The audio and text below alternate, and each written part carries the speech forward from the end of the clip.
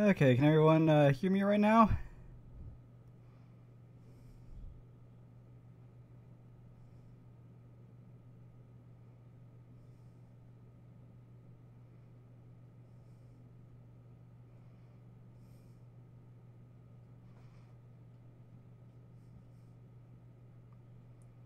Yeah, just a little bit of a forewarning. I'll need to be. I've got the chat right here on the screen, not on my tablet like usual.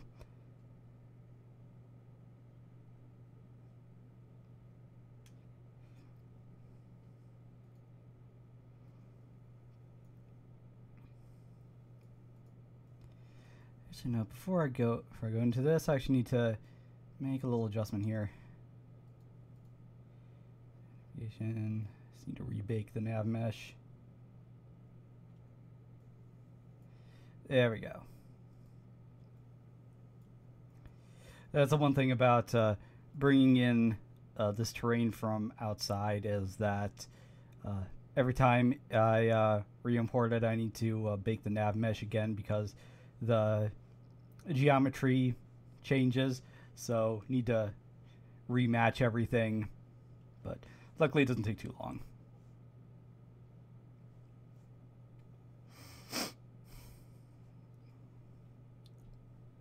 But let's see. Anyway,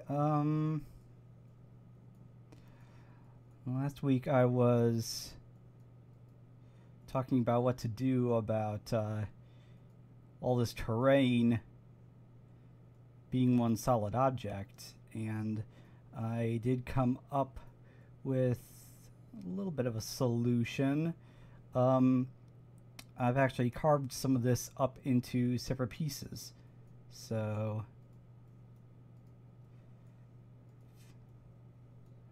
I go here, you can see outline is around all this. And you see it stops right there at the gate intersection, and it also goes around the cliff base, and then also right here at the cave entrance it's cut out. So yeah, these are now separate objects that can be you know, just like removed as needed. I may chop this up more when I'm closer to actually being done with it, but for right now, it doesn't work half bad.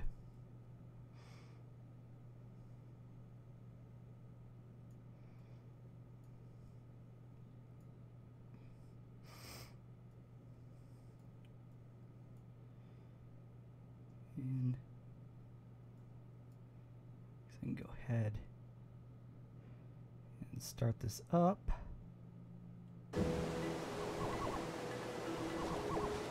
And I did make some minor changes. I noticed with the way I had been doing movement, sometimes I would end up with some real oddities. Like, there would be certain places, like especially kind of around like the edges of the level, like in these parts, where you'd be walking and then all of a sudden your character would kind of start to sink into the ground and then pop back up. And I looked up this problem on Unity's website, and there's usually two, like, one of the things that can cause that is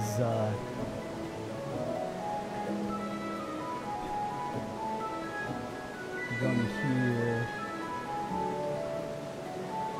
Let's see,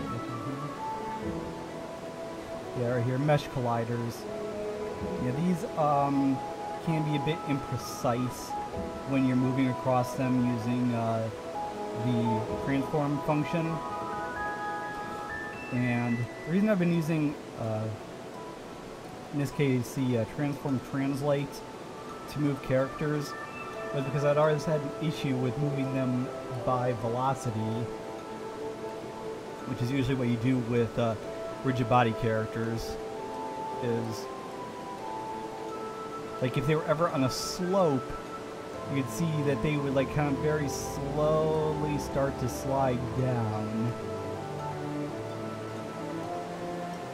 However, now this is, you know, still using rigid body physics. It's using the move by velocity, but also most of the characters are actually staying put.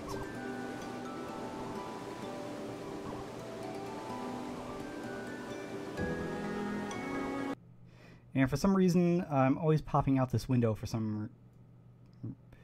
Come on, get down there. Come on, back in there. There we go. There we go.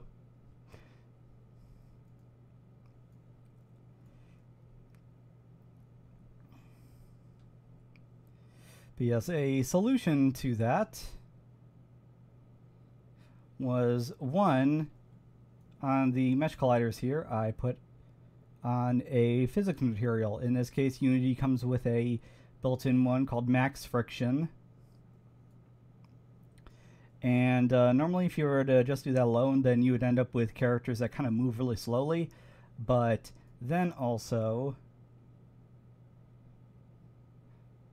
on the characters, I made my own physics material and just called this entity.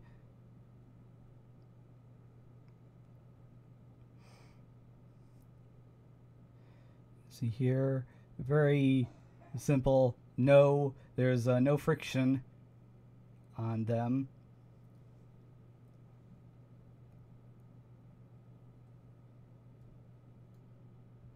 But yeah, this just makes it so that they still move around, and normally if the friction is high, they'll get stuck on objects. Like this chest right here. If this like if I was using a different material, physics material, and was moving against this, you'd see that I'd be kind of like, the character would be like, you know, walking, but like they'd be stuck in place. It's really weird to look at, but this also lets you, you know, slip by enemies slightly.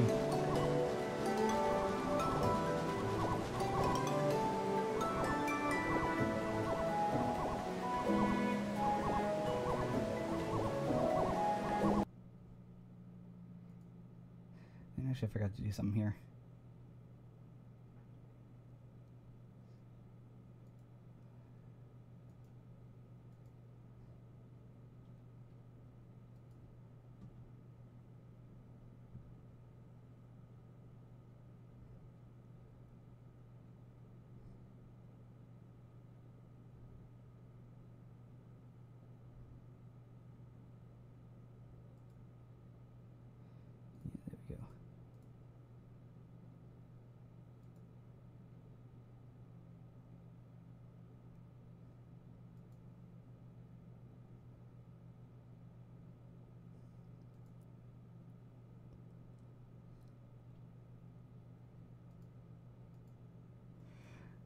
I just forgot I did some little bit more fine-tuning to the combat system, and required me making a few little changes.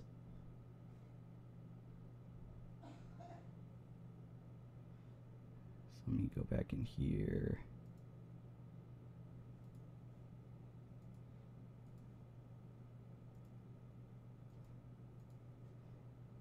These guys medium quality.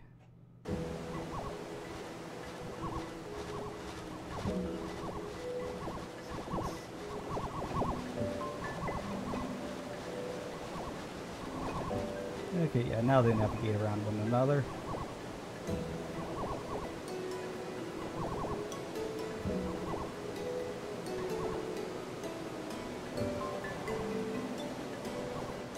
Yeah, I used to have an issue where if you were attacking an enemy and you were pressing in a direction that was opposite to where they were, then right as you did your attack, you would end up kind of facing the wrong way. But now, so I'm holding back, take the attack, going forward. And yeah, it was the way it should be.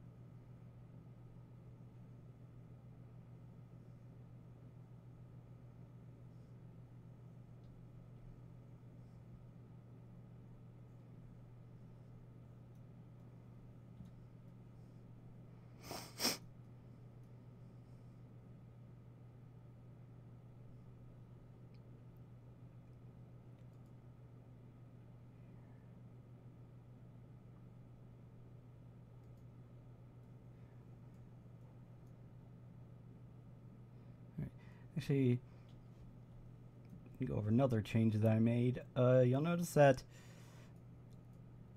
we've got the standard sort of dirt texture here, the grass, and then over here I've got sort of the sort of like lighter, sandier dirt.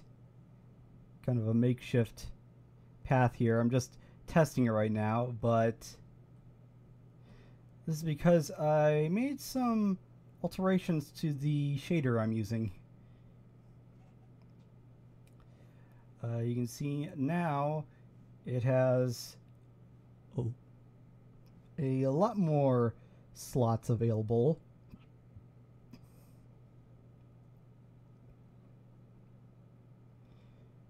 And this is because, as you can see here, I have this texture right here. This is just the default. This is what's applied when there are no other vertex colors.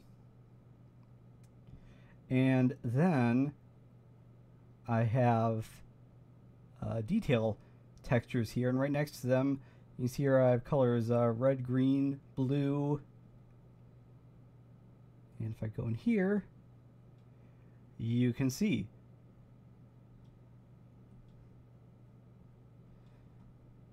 So you've got some green, which is where the grass shows up. I've got the red, where the sort of sandy dirt shows up, and then black for just the normal rocky kind of dirt.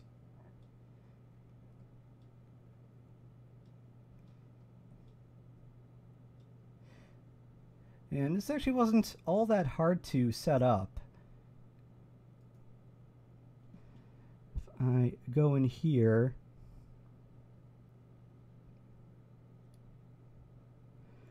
I was already setting it up so that it was interpolating between two different textures depending on what the vertex color was in the area.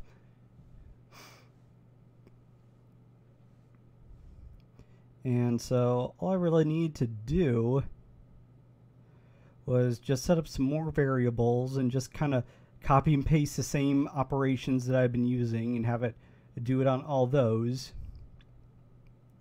And then for the texture, I have this final color here, and it goes through all these in order.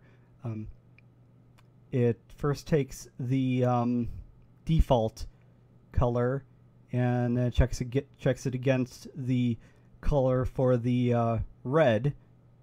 And you see even right here it just says in color.r, which is just, that means that it's just taking in the red portion of the color data.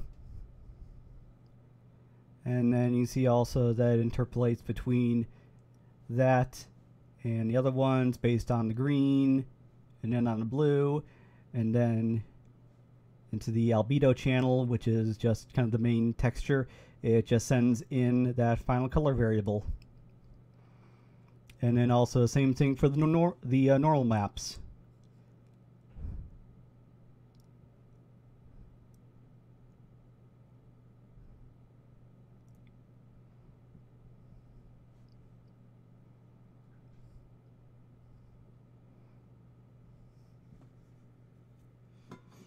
So yeah, this actually didn't work out half bad.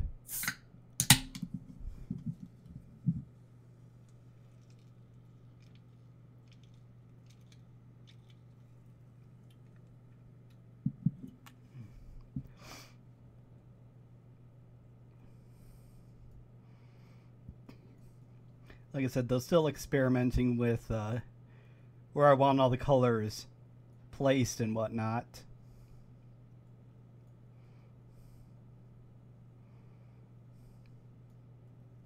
This does save me a little bit on overhead with Blender, though, because vertex colors don't really take up that much in memory. It also means I don't have to worry about actually setting up the textures and materials inside of Blender before exporting everything off to Unity. So that eases the workload a slight bit.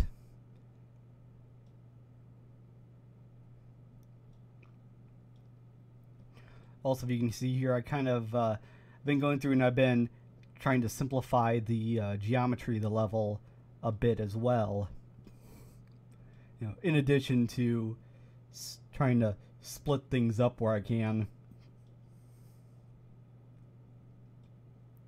And you're asking before where I can't speak today, where I wanted to put the splits. And I figured that it's good to do it in an area where kind of like there's a sudden difference in texture. Like I figure, you know, splitting off the mountain here is a good move. Because, you know, all this down here is grass, and then all this up here is just dirt, and then, you know, more grass on top, but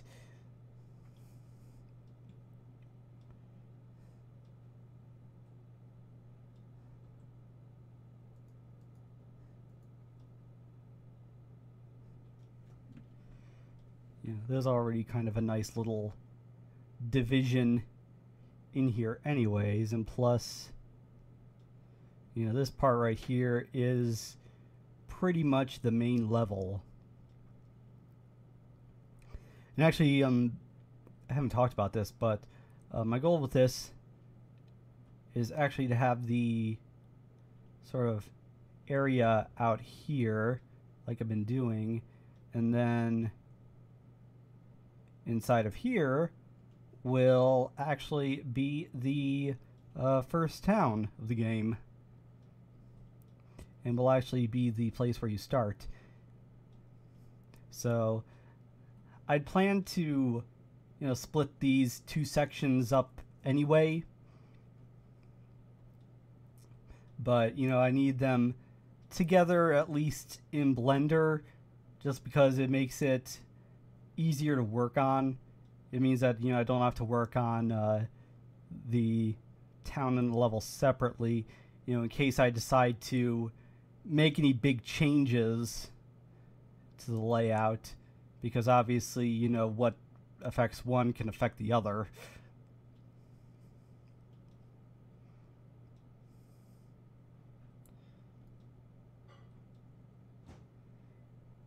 Yeah, it's just really kind of as simple as that.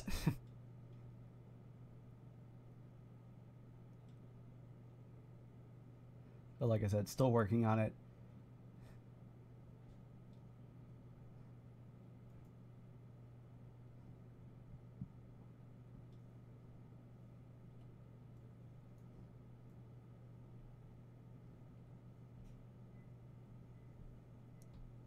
And also, the nice thing about the shader is that previously I'd been doing it where I would have multiple materials that were just all applied to the same mesh, and this makes it a lot easier, I think, actually, even on just the overhead of the system. Because, you know, this is, you know, this is just essentially one shader pass that needs to be made. You know, if I was using multiple materials, then it would need to do a shader pass for each one that's on the screen. Whereas with this, even though it's, you know, a fair bit of code, it's still a lot, you know, uses a lot less overhead.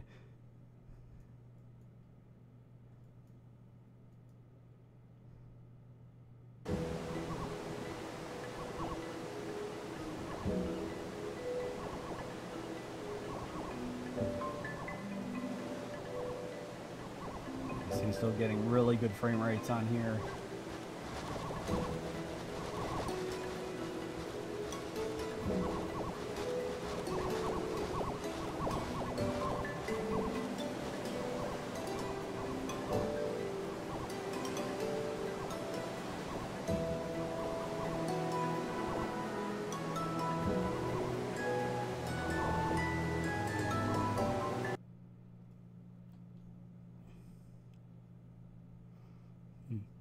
And actually, one other area where it might be good to make a split would be down here.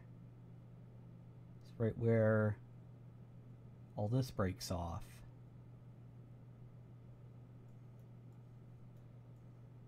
Just a thought for the future.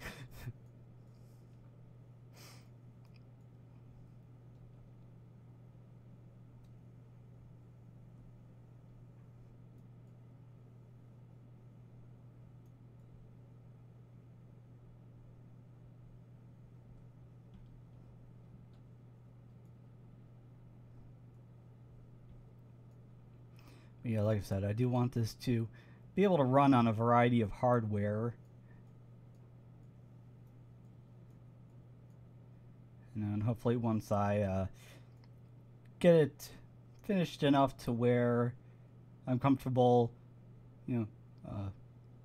putting up beta versions, then I can actually see how this runs on people's systems.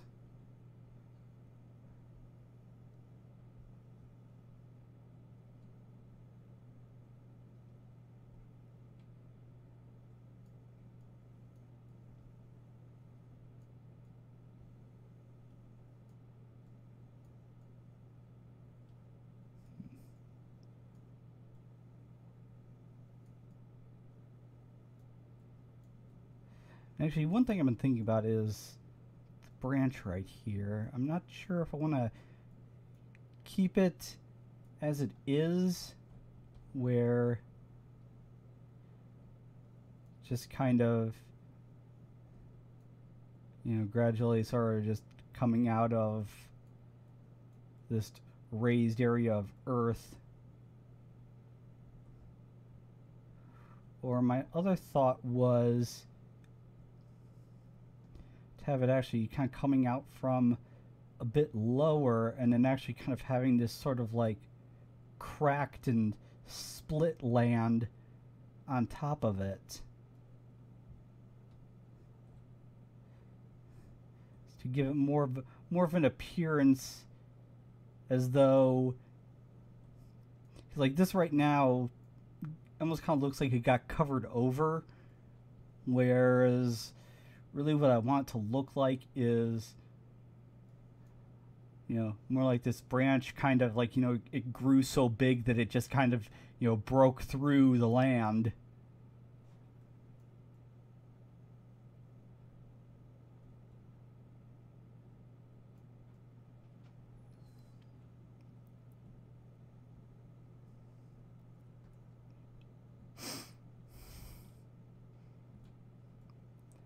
And then also I could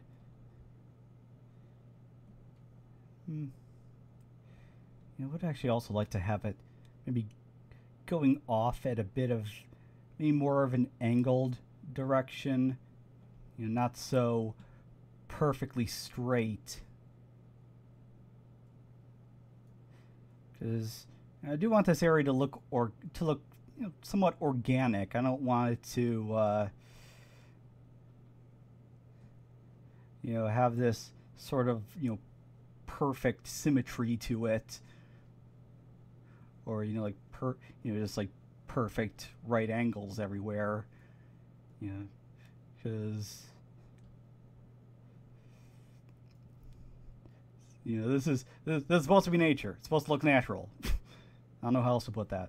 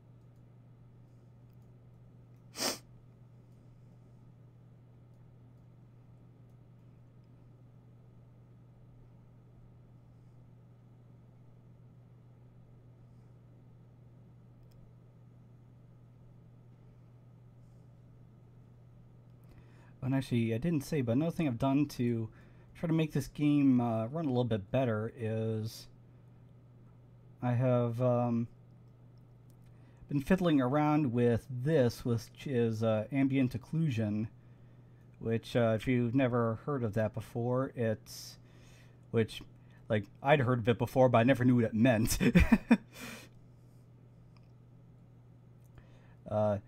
Essentially what this does is it makes it so that, say, if like these trees right here were say like, you know, blocked by an object, like, you know, if there was something in the way that was keeping you from being able to view them, then the system recognizes that, and instead of, you know, keeping it in memory and essentially rendered behind the object that's blocking it, it instead just calls it from memory entirely.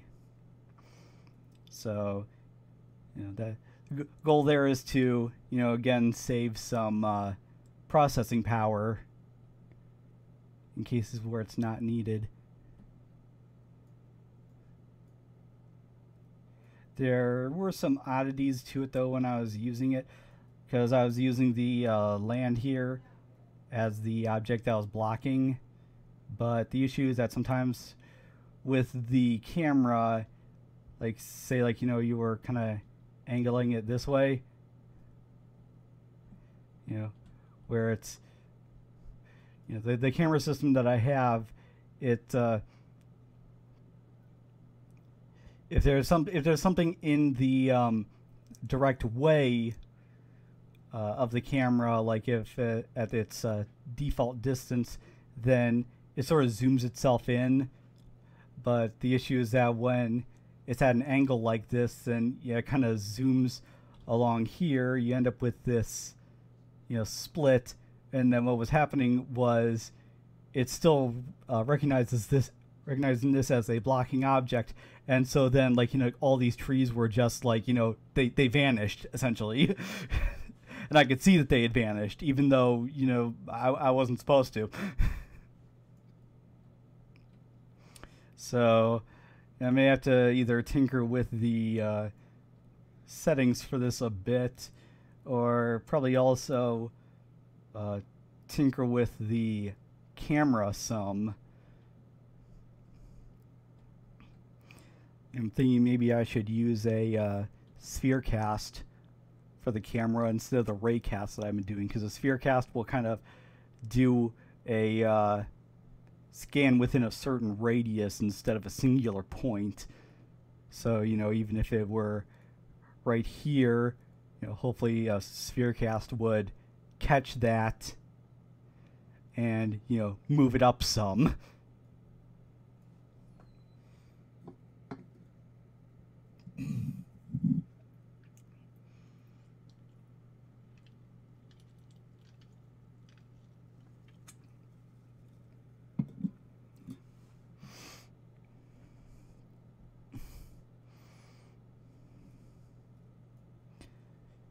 Yeah, I'd have to think about the coding for that. Let me just go ahead and save this. There we go, recent. Go to character. I am now working on some more weapon animations. I'm actually working on some attacks for the spear now.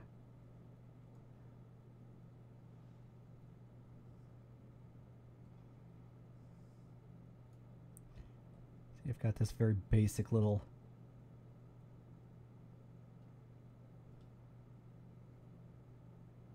sort of lunging stab right there. Like I said, I'm still working on it. This is the only one for now. Actually,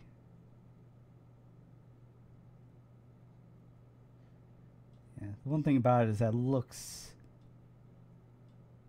kind of a little jerky at times.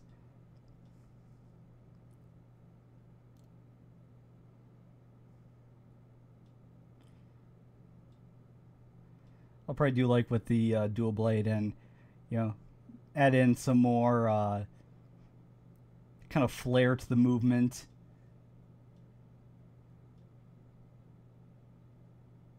Just to make it a little bit more dynamic, even though I've kind of tried to do that right now with this.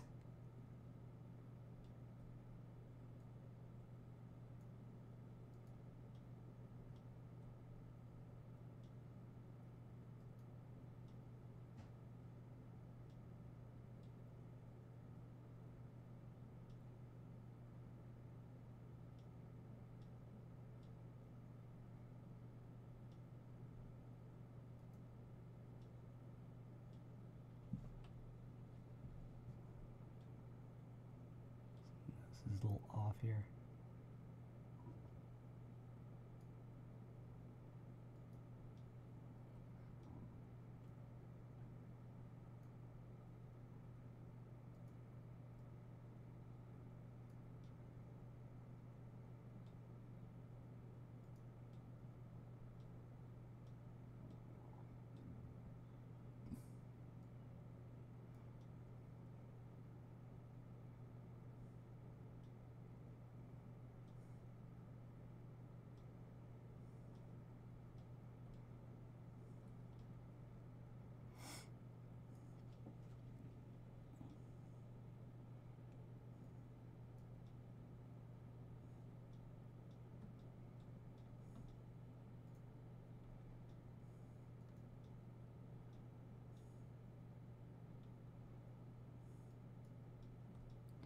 There's something weird about the fingers here.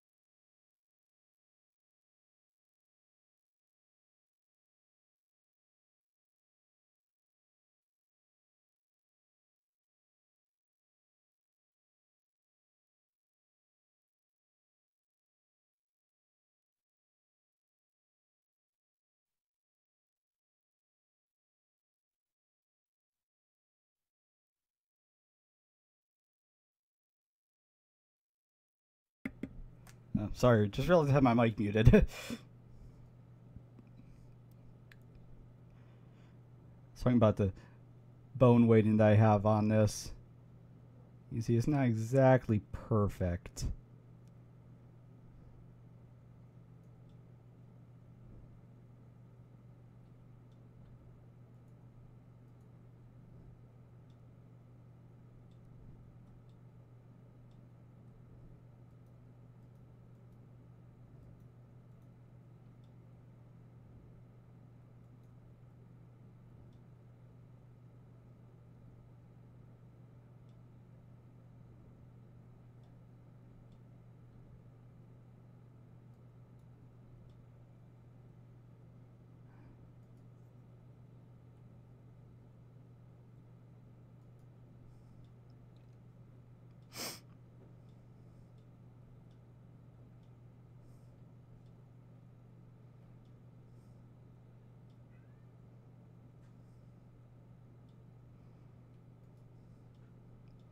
I mean, granted, I think I do pretty good for someone who, you know, basically taught himself using YouTube videos, but I still got ways to go with all this, but yeah, it's not going too badly. You know, I like to think that I'm learning more all the time, especially with things like, you know, the stuff I've done with the hair and whatnot.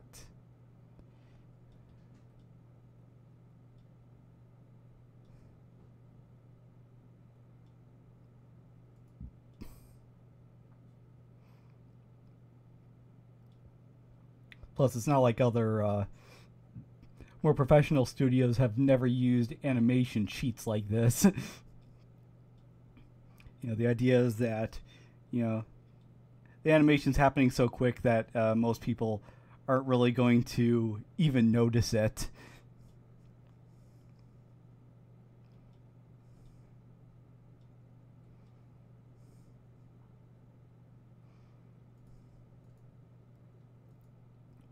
This.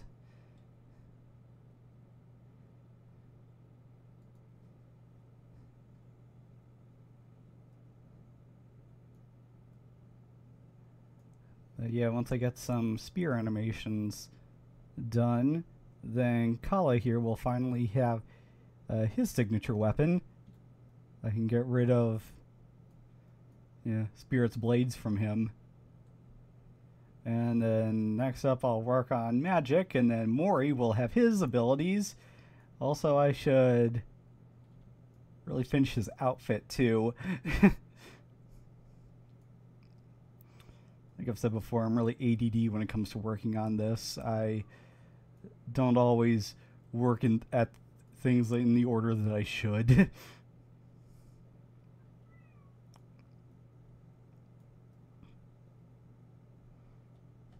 You know, I'll start on one thing and then get bored and work on something else. The great thing about this is that I'm never bored. I've always got something I can do regarding this.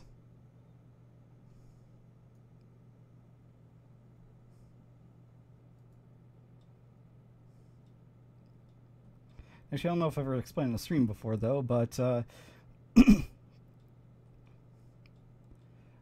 magic in Nythra is actually done through slightly different means than you'd expect from most RPGs. There's actually a technological component to it. Oops, not that.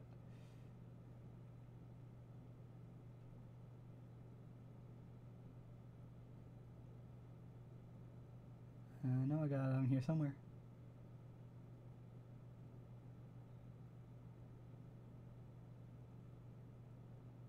Don't I?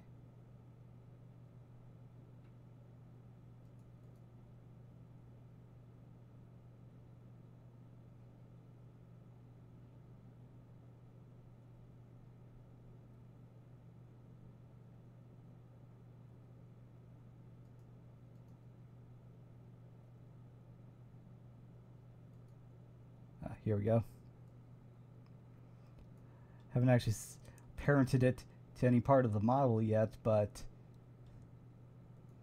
you can see here that I've actually got these sort of goggles that I'm working on. These are actually going to be how magic in Nythra functions. These are sort of augmented reality goggles, and magicians in Nythra use them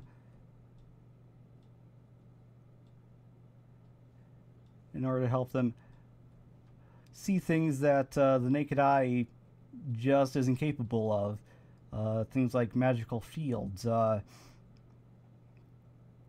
sources of certain magical power. Sometimes in Nythra there's sort of areas where there's like high concentrations of a certain type of magic, and the idea is that with these, magic users are able to actually see them. And I'm considering making it a something that you can that actually does play into the gameplay if you're a mage. Like actually having a button you can press that'll sort of, kind of warp your vision temporarily, and you'll be able to see if there is anything nearby, and then use it to, sort of make your spells stronger for the time being.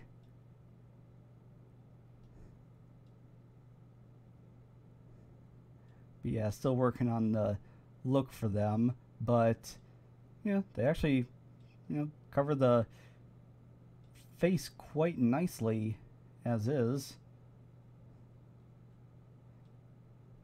When I actually get into the game, I want to take the lenses and apply a sort of semi-transparent shader to it. That way you can see the character's eyes underneath, and then maybe also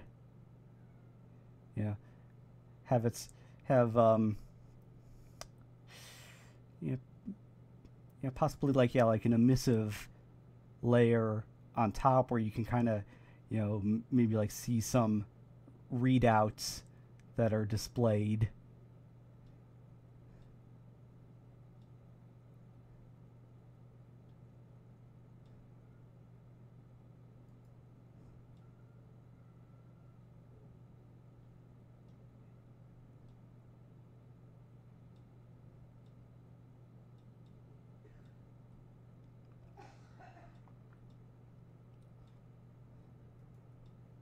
And actually, I did restructure the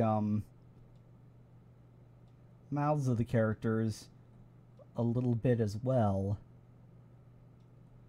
It used to be that for some reason, if the light was on them a certain way, you kind of got this like extreme shadow underneath, almost like it was almost like a shadow beard.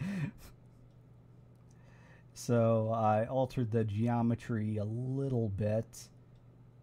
It's made things kind of a little smoother, added a little bit more kind of lip definition, I suppose you can say.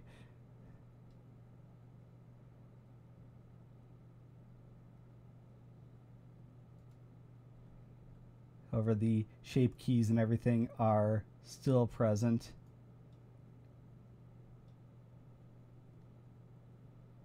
So yeah, I've still got, mouth movements, kind of minor facial expressions.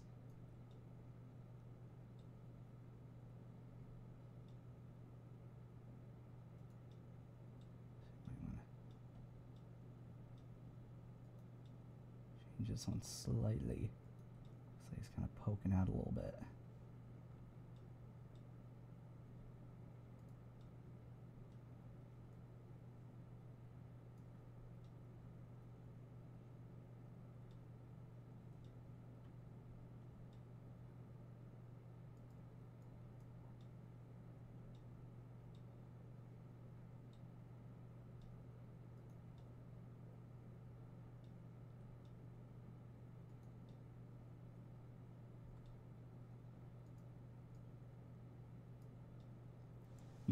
And then that messes up that.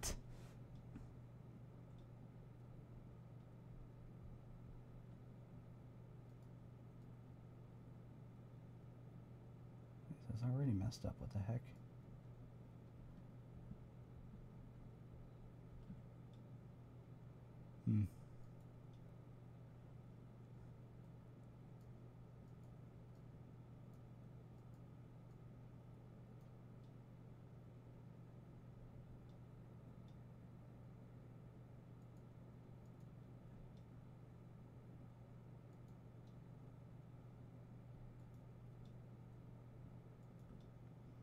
Let me just see if I can edit some things here.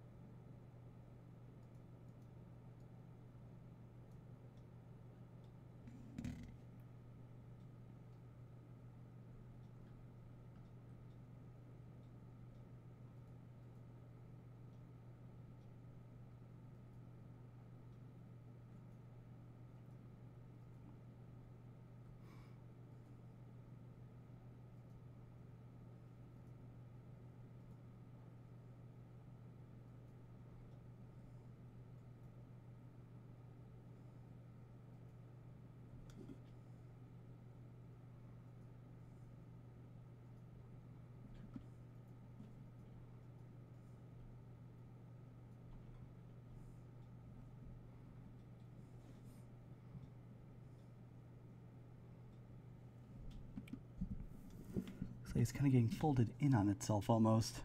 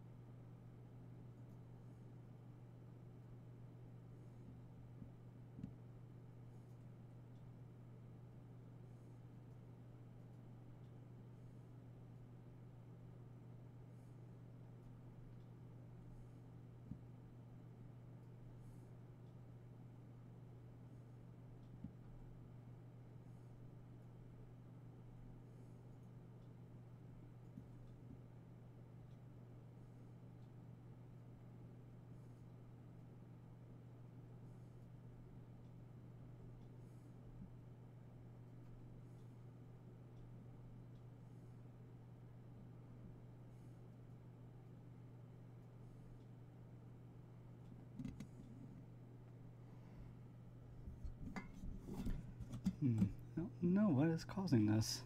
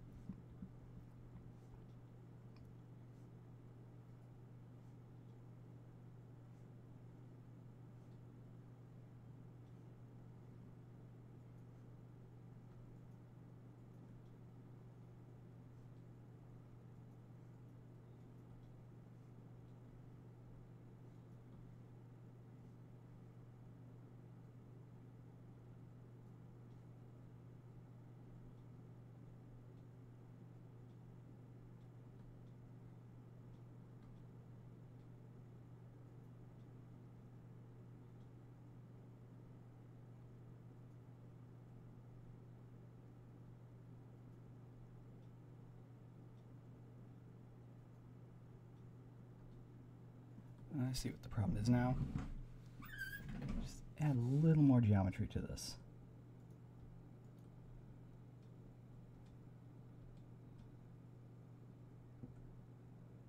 Helps a little bit.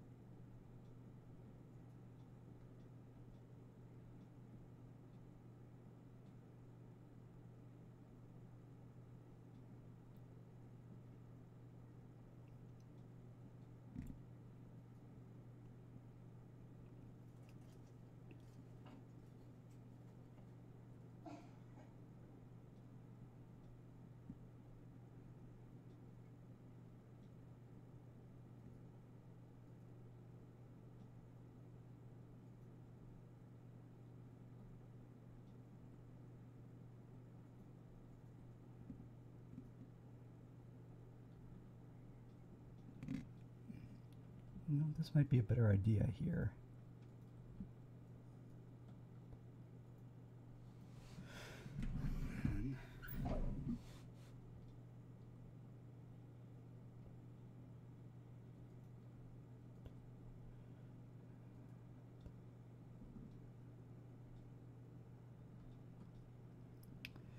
No, then it gets in the way of that.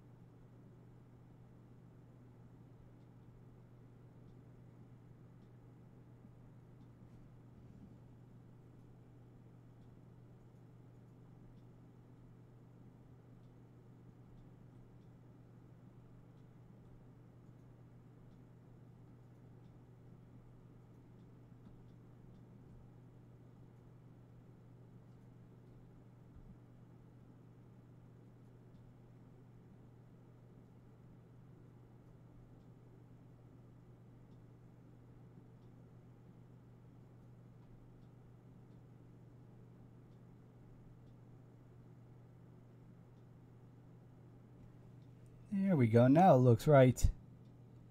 I knew I'd get it eventually. Yeah, no more weird normals on that.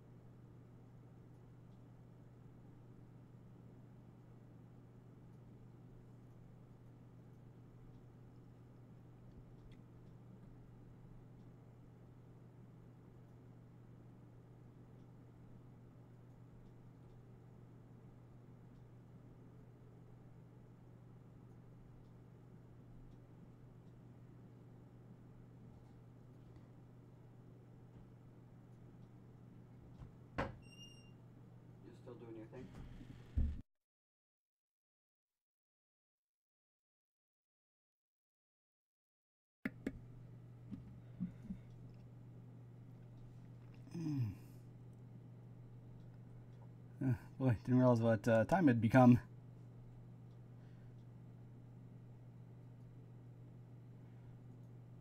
It's actually kind of late right now.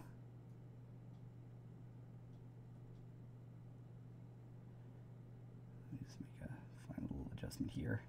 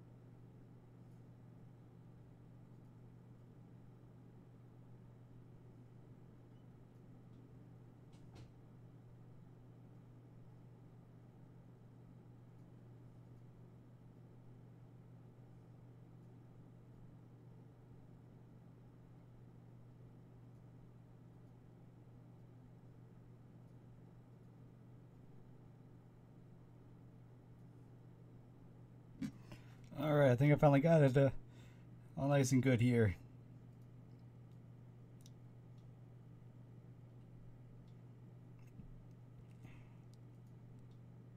At least to a point I'm happy with. And that's what counts. Because even if no one else notices it, I will. Thanks for sticking with me for this long, even though I was... you basically just kind of got a glimpse into my crippling OCD.